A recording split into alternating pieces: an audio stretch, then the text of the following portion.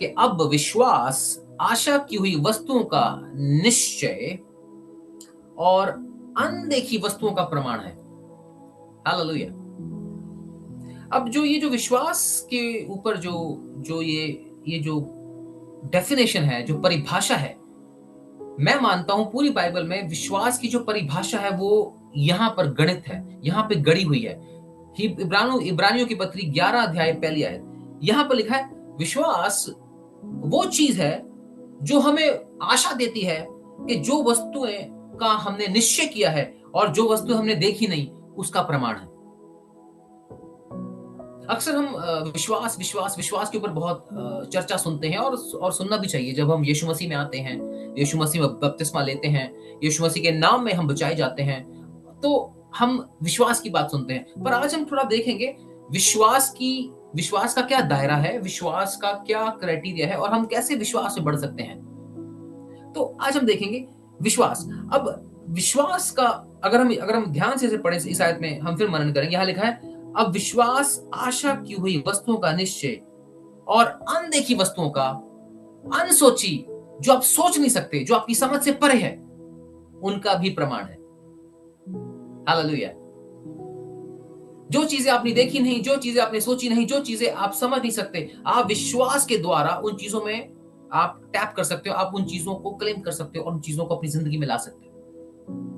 यीशु मसीह पर विश्वास करना ही अपने में एक चमत्कार है। यीशु मसीह के ऊपर विश्वास करना ही अपने में एक स्टेप ऑफ फेथ है कि जिस यीशु मसीह ने हमारे लिए इतने हजार साल पहले जान दी, उनके ऊपर विश्वास करके हम कैसे उद्धार प्राप्त कर सकते हैं। तो जो यीशु मसीह में आता है वो खुद एक विश्वासी कहलाता है।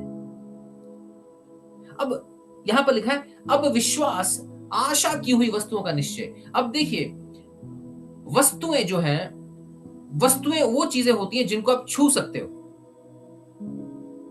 वस्तुएं वो चीज हुई जिनको आप छू सकते हो। अब विश्वास को आप छू नहीं सकते, विश्वास को छुआ नहीं जा सकता, विश्वास को महसूस करके अप्लाई किया जा सकता है हमारी जिंदगी में। विश्वास आशा की हुई वस्तुओं का निश्चय और अनदेखी वस्तुओं का, जो हमें दिख तो नहीं रही हैं पर विश्वास से हम क्लेम कर रहे हैं, उसका प्रमाण है। हालेलुया। ये बहुत गहरी आयत है बाइबल की, ये 11:1, इब्रानी की पत्री 11:1। ये विश्वास का कटिबंध, it is the definition of faith. विश्वास आशा की वस्तुओं का निश्चय और अनदेखी वस्तुओं का प्रमाण है। अब देखिए यहां पे एक चीज और है। अगर हम इस चैप्टर के एंड में चलें, क्योंकि ये चैप्टर पूरा विश्वास के ऊपर लिखा हुआ है। अब्राहम का जिक्र है, हनूक का जिक्र है, यहोशू का जिक्र है। एंड में लिखा है 39 वर्ष में, 39 आयत में लिखा है वे लोग इस संसार के योग्य न थे और संसार उन लोगों के योग्य न था, और विश्वास ही के द्वारा इन सब के विषय में अच्छी गवाही दी गई, तो भी इन लोगों को प्रतिज्ञा की हुई वस्तु ना मिली। ये लोग विश्वास में चले, इनकी अच्छी टेस्टिमनी, इंग्लिश में लिखा है इन्होंने अच्छी रिपोर्ट अर्जित की। इन्होंने अपने विश्वास में चलते चलते परमेश्वर के सामने अच्छी रिपोर्ट दी, अच्छी रिपोर्ट बनाई, अच्छी रेप्यूटेशन बनाई, पर इनको प्रतिज्ञा की हुई वस्तु नहीं मिली इस जीवन काल में। कितने लोग मेरी बात समझ रहे हैं? अब्राहम को बोला गया भैया तेरा वंश इसका अधिकारी होगा। अब्राहम ने अपनी आंखों से अपने वंश को कनान देश का अधिकारी होते नहीं देखा, पर वो विश्वास के द्वारा क्लेम करके चलते चलते चलते अच्छी टेस्टिमनी बना गया परमेश्वर के सामने कि हाँ प्रभु तू जो कहता तू करेगा। वो इस दुनिया से चला गया पर उसने देखा नहीं। मैं इसे कई बार बोलता हूं और बहुत प्रीचर इसे कई बार बोलते हैं, the other side of faith, विश्वास का दूसरा किनारा। The other side of faith, क्या बोलेंगे? विश्वास का दूसरा किनारा। एक किनारा ये है, प्रभु मैं क्लेम करता हूं यीशु के नाम में, मैं इस चीज को क्लेम करता हूं और मैं रिसीव करता हूं। पर कुछ लोगों ने, प्रभु ने उनको वाचा बांधी उनसे, पर प्रभु ने जो वाचा उनसे बांधी, उस चीज का फल देखने के लिए वो लोग इस दुनिया में नहीं रहे। वो चल दिए पर विश्वास से पीछे नहीं हटे। हालेलुया। विश्वास योग्य विश्वासी। मेरे कहने का जो तात्पर्य है, इतना बड़ा लेक्चर जो आपको दिया मैंने बताने के लिए, इस चीज को प्रूव करने के लिए कि हमें और आपको और हम सबको केवल विश्वासी नहीं बनना, विश्वास योग्य विश्वासी बनना। विश्वास योग्य विश्वासी। हम एक और आयत पढ़ेंगे, रोमियो की पत्री 10:17। कोई जल्दी से पढ़ दे, रोमियो की पत्री 10:17। यहां पर लिखा है, सो विश्वास सुनने से और सुनना मसीह के वचन से होता है। विश्वास सुनने से और सुनना मसीह के वचन से होता है। अब विश्वास को अपनी जिंदगी में जब हम अप्लाई करते हैं, हम विश्वास को जिंदगी में उसका प्रकटीकरण करते हैं, हम विश्वास परमेश्वर के वचन के सुनने से ला सकते हैं। हालांकि 2-3 तरीके हैं विश्वास में बढ़ने के। जब आप अन्य भाषा में प्रार्थना करते हो, जूड की पत्री, जो यहूदा की पत्री है, एंड में वहां पे लिखा है कि जब हम अन्य भाषा में प्रार्थना करते हैं हमारा विश्वास बढ़ता है। यहाँ लिखा है जब हम वचन पढ़ते हैं हमारा विश्वास बढ़ता है, और वचन के अनुसार जब हम धन्यवाद देते हैं तब भी हमारा विश्वास बढ़ता है। हम कभी इस पे बात करेंगे कि विश्वास में बढ़ना कैसे है। फिलहाल हम ये देखेंगे कि विश्वास को कैसे प्रकटीकरण में लाना है। तो विश्वास सुनने से और सुनना परमेश्वर के वचन से होता है। प्रॉब्लम ये है, बड़ी ही गहरी बात बता रहा हूं आपको, प्रॉब्लम ये है कि मसीही लोगों की जिंदगी में जब वो विश्वास करते हैं, वो ये चाहते हैं कि वचन उनके द्वारा कार्य कर जाए। पर प्रॉब्लम यह है कि वचन आपके द्वारा कार्य करने से पहले आपके ऊपर कार्य करना अति आवश्यक है। अगर वचन का प्रकटीकरण, वचन का परिवर्तन आपके जीवन में नहीं है, तो वचन आपके द्वारा औरों की जिंदगी में कार्य नहीं कर सकता। कितने लोग मेरी बात समझ रहे हैं? मैं दोबारा समझाऊंगा। एक होता है वर्ड एक्टिंग थ्रू यू, एक होता है word of God acting on you. So before the word of God acts through you, it should act on you. ये पहले परमेश्वर का वचन आपको ट्रांसफॉर्म करे, आपको परिवर्तित करे, आपको चेंज करे, फिर आपके द्वारा परमेश्वर का वचन औरों को चेंज करेगा, औरों की जिंदगी में काम करेगा। वहां विश्वास काम आता है।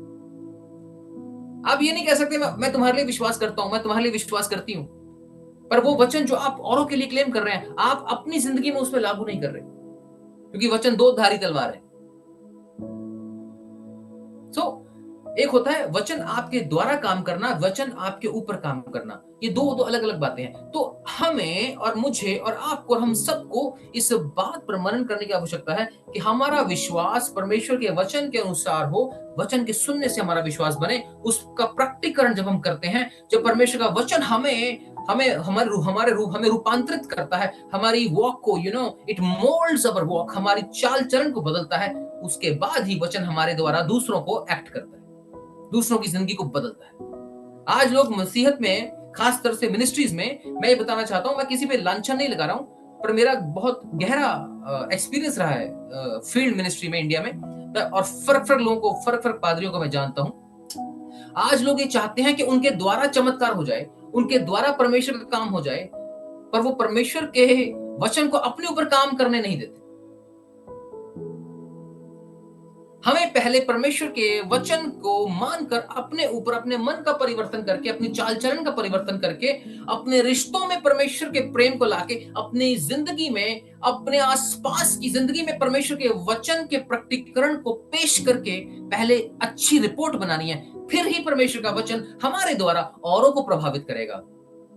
जब हम पहले रूपांतरित होंगे, हम लोगों को चेंज करने लगे हुए हैं, हम लोगों को रूपांतरित करने लगे हुए हैं, पर हम खुद रूपांतरित क्यों नहीं हुए?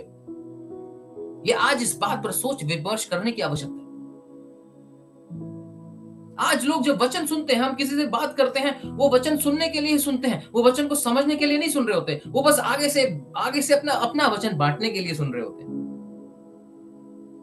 यहां लिखा है, यहां ये नहीं लिखा सो विश्वास पढ़ने से नहीं, विश्वास सुनने से। जब आप सुनेंगे, आप समझेंगे, आपके अंदर वो वचन गया, आप उस पर मनन करेंगे, तो आपने सुना, आपको समझ आया। सो विश्वास सुनने से और सुनना परमेश्वर के वचन से होता है। सो जब हम विश्वास में बढ़ना चाहते हैं, गिफ्ट ऑफ फेथ में बढ़ना चाहते हैं, पहला हमारा जो चाल चलन है वो परमेश्वर के वचन के अनुसार उसका रूपांतरण होना अति आवश्यक है, उसका ट्रांसफॉर्मेशन होना अति आवश्यक है। अगर हमारा माइंड, हमारा मन परमेश्वर के वचन के अनुसार ट्रांसफॉर्म नहीं हुआ, तो परमेश्वर का वचन हमारे या किसी के भी थ्रू औरों के लिए काम नहीं कर सकता। इसीलिए अच्छी टेस्टिमनी नहीं आती, इसीलिए अच्छी गवाही नहीं आती। हम एक गाना गाते हैं कि एक बहुत पुराना गाना था, हम संडे स्कूल में गाते थे कि खुद बचना ही काफ़ी नहीं है, औरों को भी बचाना होगा। बहुत बहुत पुराना गाना संडे स्कूल का, हम बचपन में गाया करते थे, ठीक है ना? तो पहले हमने खुद बचना है। यहाँ लोग खुद बचे नहीं हैं, औरों को बचाने की बातें कर रहे हैं।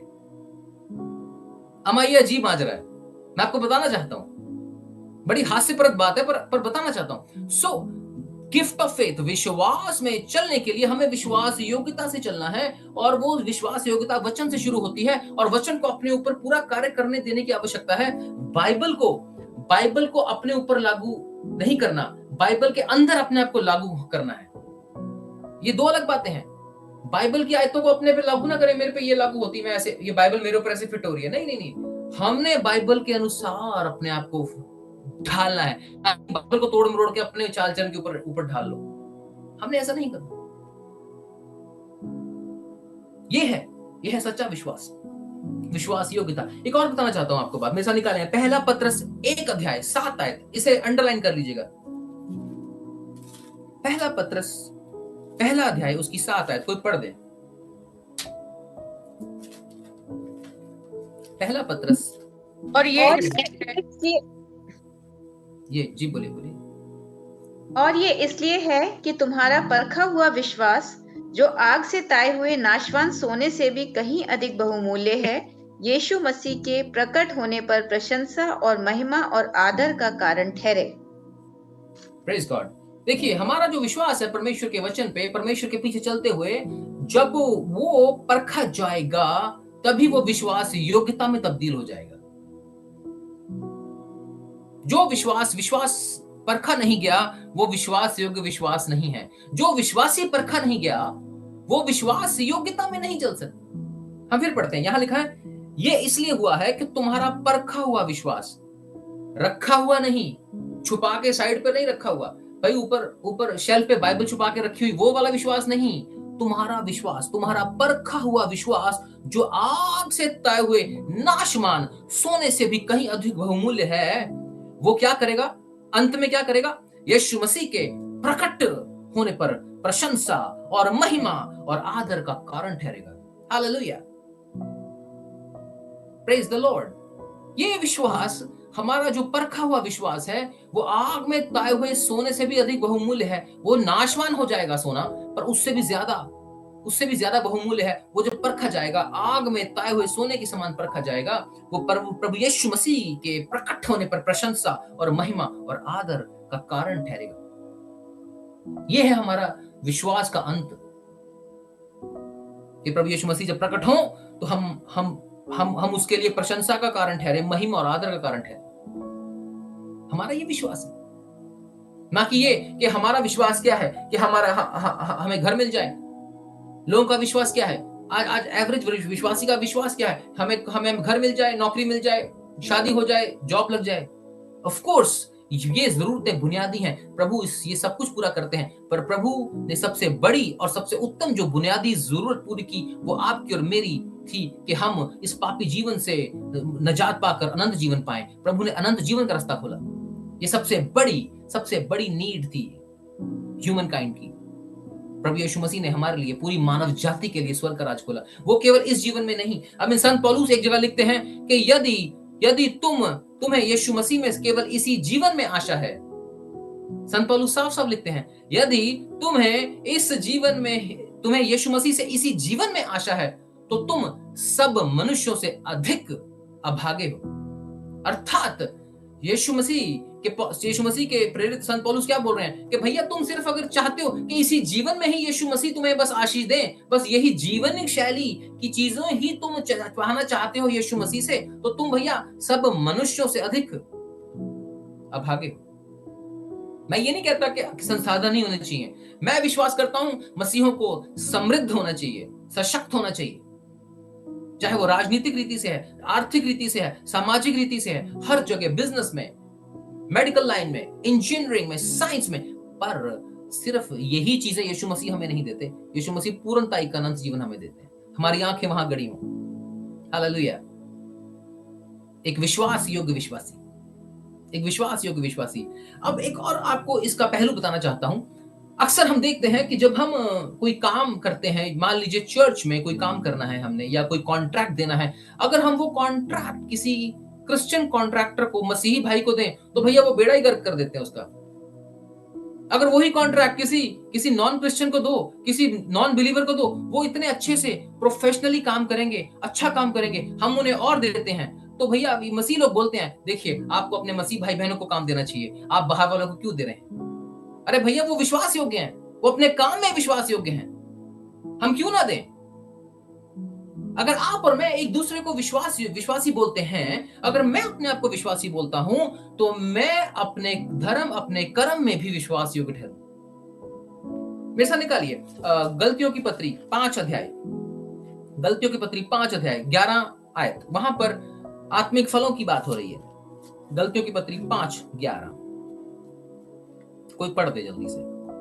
गलतियों की पत्री 5 अध्याय उसकी 11 आयत। परंतु हे भाइयों, यदि मैं अब तक खतना का प्रचार करता हूँ, सॉरी 22 आयत, 22 5:22। पर आत्मा का फल प्रेम, आनंद, शांति, धीरज, कृपा, भलाई, विश्वास, नम्रता और संयम है। ऐसे ऐसे कामों के विरोध में कोई भी व्यवस्था नहीं। Thank you. देखिए यहाँ पर आत्मा के फलों का वर्णन हो रहा है, और आत्मिक वरदान भी 9 है और आत्मिक फल भी 9 है। आत्मिक वरदान जो है वो पहला कुरिन्थियों की पुस्तक 12 अध्याय में दर्ज है स्टार्टिंग में, और आत्मिक फल जो है वो 5:22, गलतियों की पत्री 5:22 में दर्ज है। यहाँ पर लिखा है आत्मा का फल तो प्रेम, आनंद और मेल और धीरज और कृपा, भलाई, विश्वास, नम्रता और संयम है। 9 आत्मिक फल है। पर मैं आपको बताना चाहता हूं, आत्मा का जो पहला फल जो प्रेम है, प्रेम ही आत्मा का फल है। बाकी 8 जो फल हैं वो प्रेम के अलग अलग चरित्र हैं। जो 9 फलों में से जो पहला फल जो प्रेम का फल है वही आत्मा का फल है। बाकी जो 8 आत्मिक फल हैं वो प्रेम के अलग अलग चरित्र हैं, अलग अलग उसके एट्रीब्यूट्स हैं। अब आप देखें, मैं आपको एक और बात बताना चाहता हूं। यहां पर लिखा है आत्मा का फल, हिंदी में लिखा है आत्मा का फल। यहां पे ये नहीं लिखा, प्लूरल नहीं लिखा, सिंगुलर लिखा है। यहां पर ये नहीं, क्या बोलते हैं उसे, एकवाद, बहुवाद, यहां पर एकवाद लिखा है, बहुवाद नहीं लिखा। आत्मा का फल 9 है पर लिखा आत्मा का फल है, ये नहीं लिखा आत्मा के फल। कितने लोग मेरी बात समझ रहे हैं? यहां पर लिखा है आत्मा का फल, फिर 9 फल, यार फिर ये क्या गलत लिख दिया? नहीं, सही लिखा, आत्मा का एक ही फल है। पर आत्मिक वरदानों में लिखा है आत्मा के वरदान, आत्मा का वरदान नहीं लिखा। मेरे कहने का तात्पर्य यह है, यहां पर आत्मा का जो फल प्रेम है, उसका एक जो कैरेक्टर वो विश्वास है। ध्यान से देखिए, लिखा ना विश्वास, एक्चुअल में वो विश्वास नहीं ही। इंग्लिश में अगर तर्जमा करें उसका मतलब है विश्वास योग्यता। हालेलुया। विश्वास योग्यता, विश्वास योग्यता आत्मा का एक फल है, और विश्वास आत्मा का एक वरदान है। एक यही ऐसा एक फल और वरदान है, जो वरदान भी है विश्वास और फल भी है। विश्वास ही एक ऐसी चीज है जो आत्मा के 9 वरदानों में से विश्वास भी एक वरदान है, और विश्वास आत्मा का फलों में से भी एक फल है, और कोई चीज कॉमन नहीं है, और कोई चीज कॉमन नहीं है। अगर आप एक विश्वासी हैं, आपके पास आत्मा का वरदान है, आप विश्वास के वरदान में चल रहे हैं, आपका विश्वास योग्य विश्वासी होना अत्य आवश्यक है, अत्य आवश्यक है। आप अपने आप को विश्वासी नहीं कह सकते अगर आप पर विश्वास ही किया नहीं जा सकता। किसी को कोई काम बोलो, भैया आओगे, कितने बजे आओगे? भैया 2 बजे आएंगे, और अमा 6 बज जाते हैं। 2 बजे का टाइम दिया, कितने बजे आ रहे हैं? 6 बजे आ रहे हैं। अबे काहे के विश्वासी हो तुम यार? यू शुड बी डिपेंडेबल, आप पर डिपेंड किया जाए। तेरी हां की हां, तेरी ना की ना, बाकी सब गुना यीशु मसीह का शब्द है, यीशु मसीह के शब्द है। अगर आप विश्वासी कहलाते हैं, भैया विश्वास योग्य विश्वासी बने, अकेले विश्वासी ना बने, क्योंकि बिना विश्वास योग्यता के, बिना आपके विश्वास के परखे जाने से, बिना आपका कैरेक्टर परखे जाने से आपका विश्वास परिपक्व नहीं हो सकता।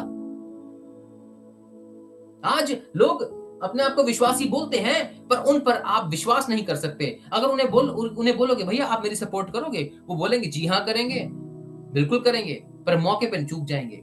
आप ऐसा करोगे, हाँ हम करेंगे, पर वो करते नहीं। वो लोग सचमुच विश्वास की कमी में चल रहे हैं, उनका विश्वास परिपक्व नहीं हुआ, क्योंकि एक विश्वासी जो यीशु मसीह का सच्चा विश्वासी है, उस पर विश्वास किया जा सकता है, क्योंकि एक विश्वासी विश्वास योग्य विश्वासी है। हालेलुया! कितने लोग मेरी बात समझ रहे हैं? हम विश्वास योग्य विश्वासी बने, केवल विश्वासी ना बने। If you cannot be depended upon, if you cannot be reliable बोले तो अगर आपको बोला जाए कि भैया उस दिन सुबह 4 बजे उठ के वहां जाना है, ये काम करना है, ये ऐसी इस विधि में चलना है, तो एक बार बोल दिया और वो काम हो जाए, तभी आप एक विश्वास योग्य विश्वासी हैं। वरना मजाक ही चल रहा है भाई, बस जिंदगी ही काटी है, बस अमा जिंदगी ही कटी है, बस आगे बस साल ही जुड़े हैं, बस और कुछ नहीं। इसीलिए मसीहत का बुरा हाल। माफी चाहता हूं, दुख होता है मुझे। जो लोग पीछे से आए वो आगे निकल जाते हैं, क्यों? क्योंकि वो विश्वास योग्य विश्वासी बनते हैं। ये बड़ा कड़वा सत्य बता रहा हूं आपको मैं। अगर आप चाहते हैं कि आप जिंदगी में आगे जाएं, अगर आप चाहते हैं विश्वास में आगे बढ़े, विश्वास योग्य विश्वासी बने, क्योंकि विश्वास योग्यता आत्मा का फल है, विश्वास वरदान आत्मिक वरदान है। और ये दो चीजें ही सिर्फ कॉमन है आत्मिक वरदानों में, आत्मिक फलों में, और कोई चीज कॉमन नहीं है। अगर हम चाहते हैं कि हम विश्वास से परिपक्व हों, अगर हम चाहते हैं हमारा ताया हुआ विश्वास सोने से भी सोने की नाई ताया हुआ विश्वास परमेश्वर यीशु मसीह के प्रकट होने पे प्रेज, ऑनर, ग्लोरी को लेकर आए, तो हमारा विश्वास योग्यता में बड़ा होना चाहिए। वरना हमारा विश्वास पक्का विश्वास नहीं है, झूठे विश्वास झूठा है हमारा। यीशु मसीह ने जो कहा वो किया, यीशु मसीह जो कहते थे वो करते थे, वो डरते नहीं थे, उन्होंने अपना काम पूरा किया, विश्वास योग्य ठहरे। वो हर एक यातना में, हर एक परिस्थिति में विश्वास योग्य ठहरे। और हमारे लिए, आपके लिए, पूरी दुनिया के लिए जो यीशु मसीह पर विश्वास करेंगे या कर चुके हैं, उन्होंने उद्धार का काम पूरा कर दिया। विश्वास योग्य विश्वासी। पर जब हम विश्वास में चलते हैं, एक चीज मैं आपको और बताना चाहता हूं।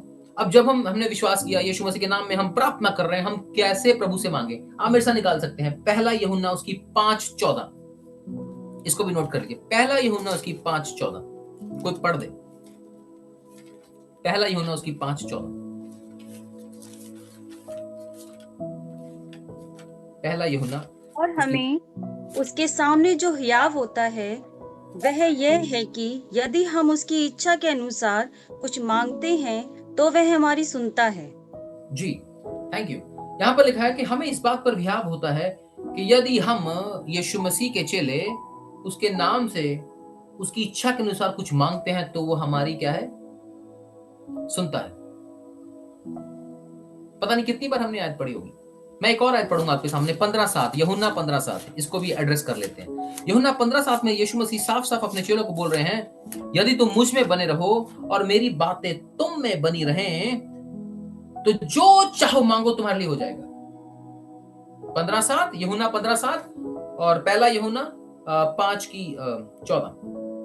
अब देखिए, बड़ी अजीब बात है, मैं आपको बताना चाहता हूँ। अक्सर लोग मुझे कहते हैं, मेरे पास कई बार लोग आए, अच्छा ऐसी बात है, यीशु मसीह के नाम में सब कुछ मिलता है, ठीक है प्रार्थना करो पास्टरी मेरी उस लड़की से शादी हो जाए। बड़े बड़े अटपटे सवाल आते हैं। अगर परमेश्वर का बुद्धि आपके अंदर नहीं है तो आप फंस जाओगे। देखिए, यहां पर लिखा है यदि हम उसकी इच्छा के अनुसार कुछ मांगते हैं, हम प्रभु यीशु मसीह परमेश्वर की इच्छा, परमेश्वर के वचन के अनुसार जो मांगेंगे वो हमारा भाग है। वचन में लिखा है कि बुद्धिमती स्त्री यहोवा की आशीष से मिलती है। बुद्धिमती स्त्री यहोवा की आशीष से मिलती है।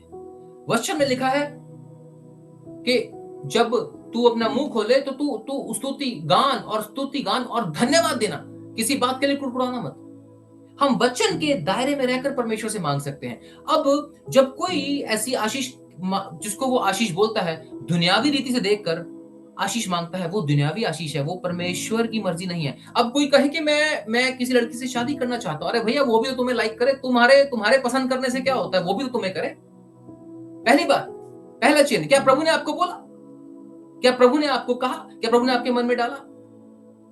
पता नहीं क्यों ये बार-बार मैरिज का टॉपिक क्यों आ जाता है इस मीटिंग में, आई डोंट नो। चलिए हम इस पे थोड़ा मनन करते हैं। मैं आपको बताना चाहता हूँ, शादी कोई इमोशन नहीं है, कोई क्या बोलते हैं, कोई जज्बात नहीं है, ये एक डिसीजन है, ये एक निर्णय है, ये एक क्या है, एक डिसीजन है, ये कोई इमोशन नहीं है। Emotion can be up and down, आज इमोशन हाई है, कल डाउन हो गया। शादी एक डिसीजन है।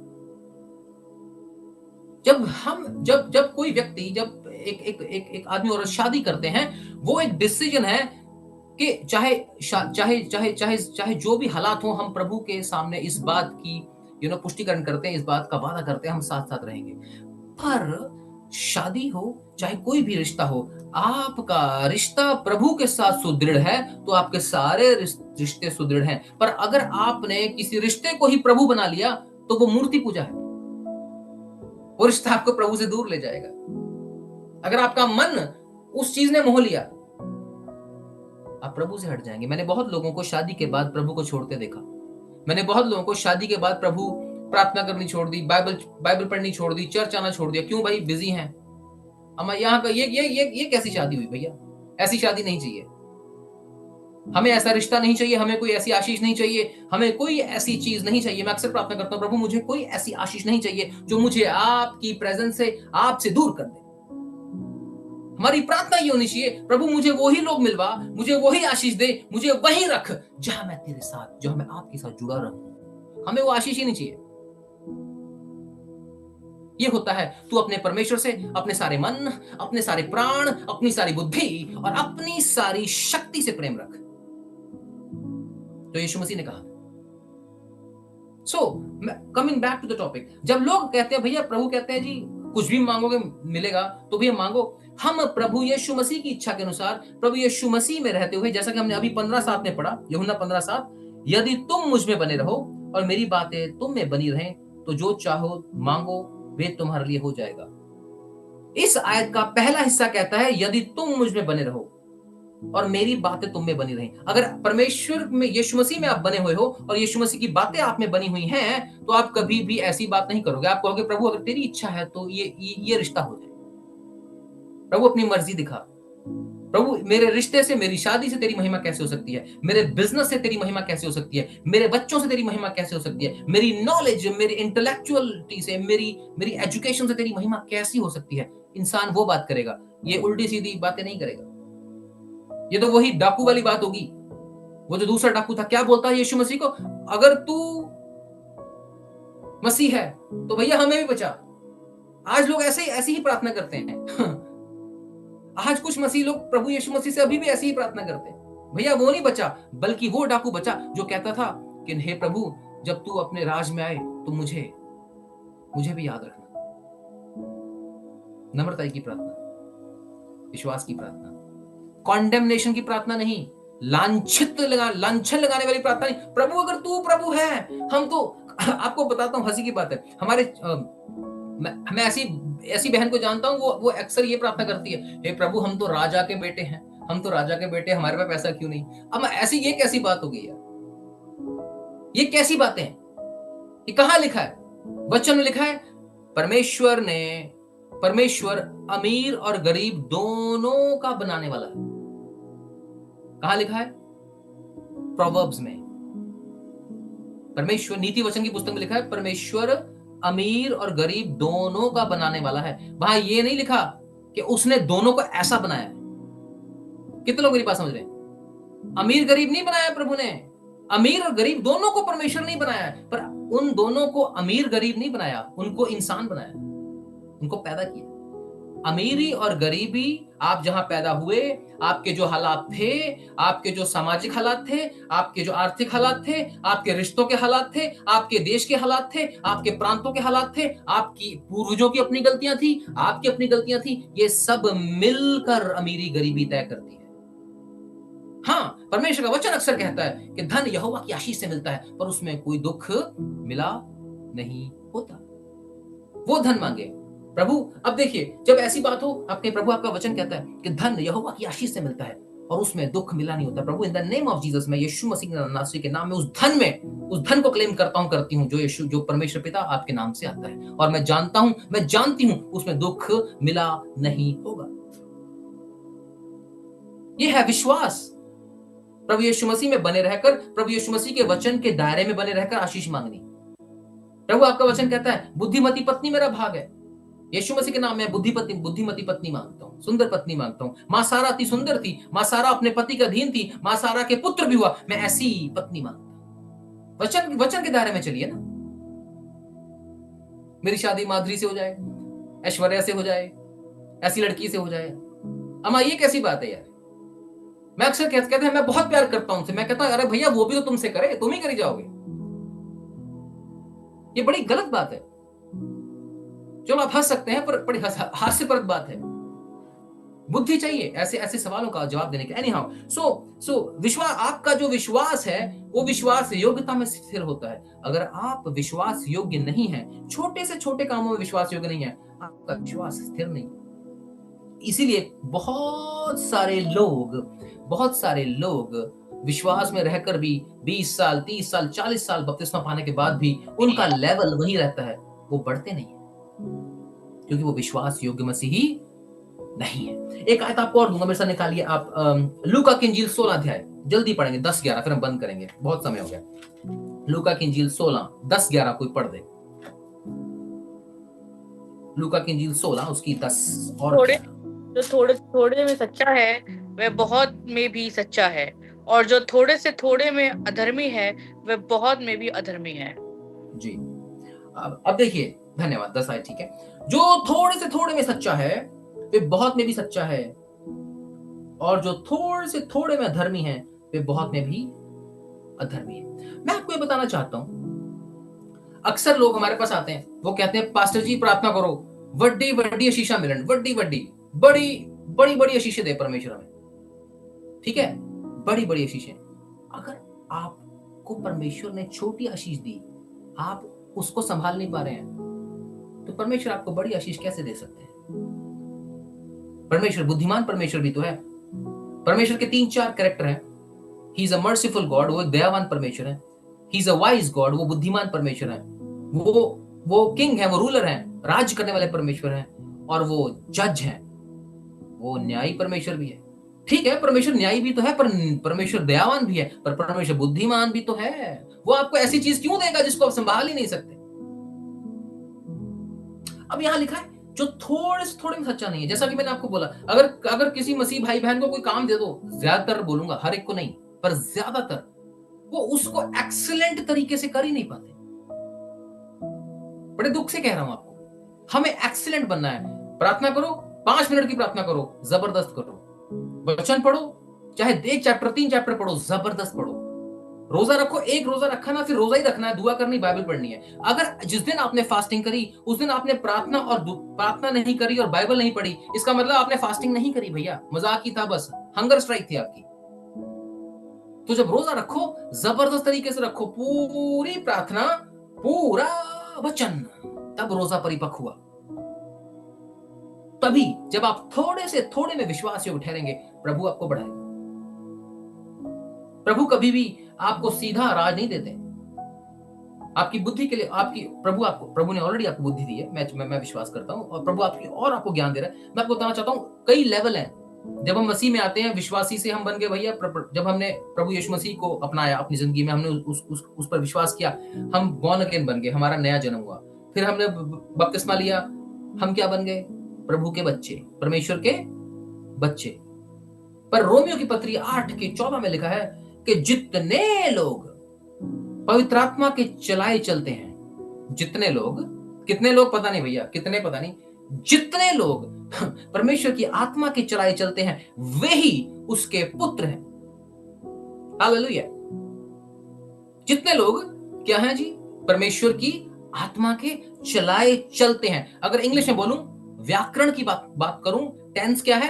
Present continuous tense. Present continuous tense means लगातार। जितने लोग लगातार हर रोज, हर दिन, हर पल पवित्र आत्मा के चलाए चलते रहते हैं, चले थे नहीं, चलेंगे नहीं, ना भूतकाल ना भविष्यकाल, वर्तमान काल की बात होगी। जितने लोग परमेश्वर की आत्मा के चलाए चलते हैं, प्रेजेंट कॉन्टिन्यूअस लगातार चलते हैं, वही परमेश्वर के क्या है? पुत्र है। और मैं बताना चाहता हूं, जब आप प्रभु यीशु मसीह में आए, फिर आपने बपतिस्मा लिया, आप परमेश्वर के बच्चे बन गए। पर बच्चे से सीधा राजा नहीं बना जाता। बच्चे से पहले क्या बना जाता है? पुत्र बना जाता है। पुत्र। अगर आप पुत्र नहीं बनेंगे तो राजा नहीं बन सकते। कितने लोगों को मेरी बात समझ आई? नहीं आई तो फिर समझाऊंगा। सीधा लोग कहते हैं अब हम बच्चे हैं, अब सीधा राजा बन जाए। नहीं, अगर राजा बनना है, बच्चे से पुत्र पुत्री बनना पड़ेगा आपको। बच्चे से पुत्र पुत्री बनना पड़ेगा, पवित्र आत्मा के चलाए लगातार चलना पड़ेगा। When you become a son, then you become a king. You can't become a king from a child to king. You can't go from child to king. You have to be a child of God. When you are saved, then you become a son of God. When you are led by the Holy Ghost, फिर उसके बाद when you have become the son of God by the continuous leading of the Holy Ghost, then you become the king. A king, not the king. क्योंकि यीशु मसीह is the king. भैया वही राजा है। हम क्या हैं? हम अ किंग हैं। हम एक राजा हैं। We are a king. यीशु मसीह क्या है? He is the king. भैया वही राजा है, राजाओं का राजा है। एनीहाउ, हम इंग्लिश क्लास में नहीं बैठे, माफ कर दीजिएगा मुझे। तो मैं ये कहना चाहता हूं आपको, जितने परमेश्वर के बच्चे पवित्र आत्मा के चलाए लगातार चलते हैं, वही परमेश्वर के पुत्र और पुत्रियां हैं, और वो ही राजा बनेंगे। जब हम विश्वास की कसौटी में अपने विश्वास को, जब हम विश्वास योग्यता की कसौटी में हम अपने विश्वास को कसते हैं, प्रभु के पीछे चलते हैं, वचन में बढ़ते हैं, विश्वास योग्य ठहरते हैं, परमेश्वर से भी विश्वास योग्य, लोगों से भी विश्वास योग्य। वचन में लिखा है कि प्रभु यीशु मसीह डील डॉल और बुद्धि और डील डॉल में बढ़ता गया, और परमेश्वर के और मनुष्यों के अनुग्रह में बढ़ता गया। परपेंडिकुलर रिलेशनशिप, विश्वास योग्य ठहरा। इवन वो छोड़ो, वहां लिखा है जब वो यरूशलेम से उसे ढूंढ के वापस लाए, वहां लिखा है वो अपने माता पिता के भी ताबे में रहा, वो उनके अधीन रहा, उनकी सेवा की, सीखा। भैया कारपेंटर का काम सीखा, लेबर था, लेबर वाला काम था, दिहाड़ी वाला काम था। वो अपने माता पिता के ताबे में रहा, विश्वास योग्य ठहरा। हर चीज में यीशु मसीह विश्वास योग्य ठहरा। इससे पता चलता है कि हम भी हर चीज में विश्वास योग्य ठहरे, ताकि हमारा सोने से भी जो बहुमूल्य विश्वास है, जो आग में तड़े हुए सोने से भी ज्यादा बहुमूल्य विश्वास है, जो नाश होने वाला सोना है उससे भी ज्यादा बहुमूल्य हमारा जो विश्वास है, वो प्रभु यीशु मसीह के आने पर उसकी प्रेज, ऑनर और ग्लोरी को व्यक्त करे, और हम वो जीवन का मुकुट पाएं और विश्वास योग्य विश्वासी कहलाएं, और प्रभु यीशु मसीह के साथ 1000 साल तक राज करें। अक्सर लोग पता क्या बोलते हैं? लोग सोचते हैं कि यार चलो अब तो जिंदगी ऐसी ही बीत गई है, ठीक है, प्रभु में चल रहे हैं, कुछ नहीं हुआ, कोई बात नहीं, प्रभु ले जाएगा। मेरे प्रियो, आनंदित हो जाओ। वचन में लिखा है जो दीन है वो पृथ्वी के अधिकारी होंगे। मत्ती की इंजील के 5 अध्याय पहाड़ी उपदेश में यीशु मसीह ने कहा है, धन्य है वे जो दीन है, मन के क्या है? दीन है, वो पृथ्वी के अधिकारी होंगे। अब बताओ पृथ्वी के अधिकारी कहां से हो जाओगे भैया? जब अगर कोई मर गया व्यक्ति, कैसे हो जाएगा अधिकारी? सोचा कभी आपने? रेवलेशन है, प्रकाशित वाक्य की पुस्तक के 20 अध्याय में लिखा है यीशु मसीह जब आएंगे उनका 1000 साल का राज होगा। कितने साल का राज होगा? 1000 साल का राज इस धरती पे होगा, और हम उसके साथ राजा बन के पूरी दुनिया पे राज करेंगे। और भैया कुछ नहीं होने वाला, सरकार पलटने वाली है, सरकार पलटने वाली है। मैं कह रहा हूं आपको, हम राज करेंगे, ये बिल्डिंग ऐसे ही रहने वाली हैं। यीशु मसीह आएंगे, 1000 साल हम राज करेंगे, फिर 1000 साल तक शैतान को डाला जाएगा उस पिट ऑफ एबिस में, उसको बांधा जाएगा, फिर 1000 साल बाद वो बाहर छोड़ा जाएगा। उसके बाद हरमेगिदो की लड़ाई होगी, फिर परमेश्वर का सिंहासन मनुष्यों के बीच में आएगा।